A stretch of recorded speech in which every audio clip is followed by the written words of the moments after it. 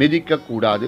மேலும் நன்மையோ தீமையோ இந்த ஆற்றல் முதலில் தலை வழியாக தான் செல்லும். ஆதலால் சாலையில் முடி பார்த்தால் விலகி சென்றுவிட வேண்டும். மேலும் உணவு என்பது நமக்கு உயிர் கொடுக்கும் முக்கிய பொருள். அதை எப்போதுமே நாம் போற்றி வணங்க வேண்டும். ஆனால் அந்த உணவுப் பொருளான தானியங்களிலும் மந்திரம் செய்வார்கள். ஆதலால் தவறியும் நாம் சாலையில் செல்லும் போது கீழே இருப்பதை பார்த்தால் தொடவோ மிதிக்கவோ கூடாது.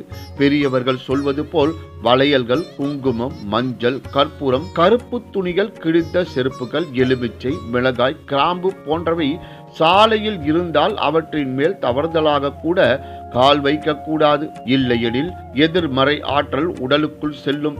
இத்தனை விஷயங்கள் கடக்க வேண்டும் என்பதால் தான் பெரியவர்கள் வெளியே சென்று வீடு திரும்பும்போது கை கால்கள் கழுவிவிட்டு வர வேண்டும் என்று சொல்வார்கள் என்று கூறி இந்த சிறப்பான ஆன்மீக பதிவை நிறைவு செய்கிறேன். நன்றி, வணக்கம், வாழ்க வளமுடன்.